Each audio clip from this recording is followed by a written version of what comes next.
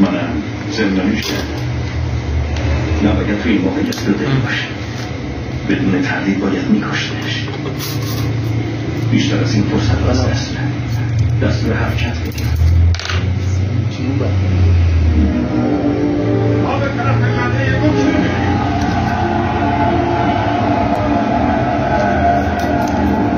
یوری که با یک شمشیر شکسته فرمانده ما شده.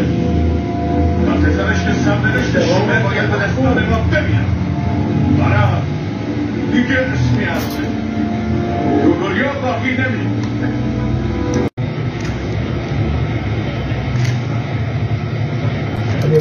دیگه یه بانه قرار شد من گفتم اگه فرماندم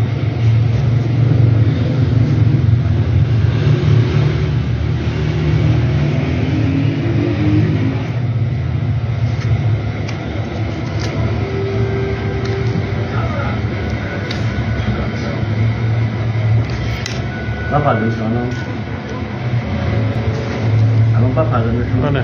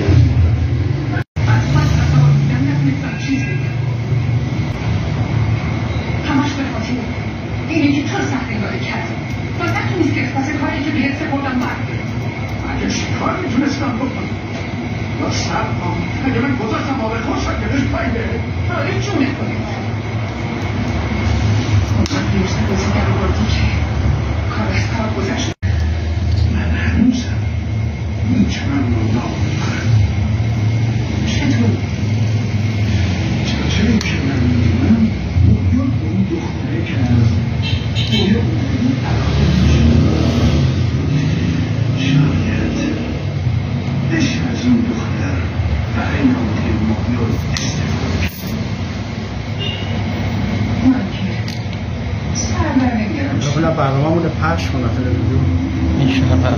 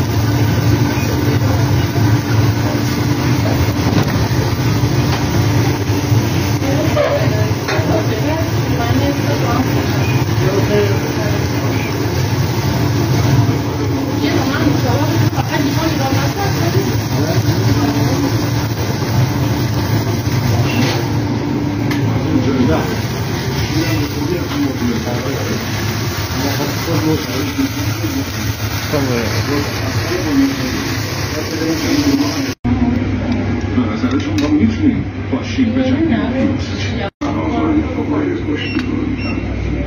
خب حالا براشون فوقای پشتیبان میفرستید یا نه؟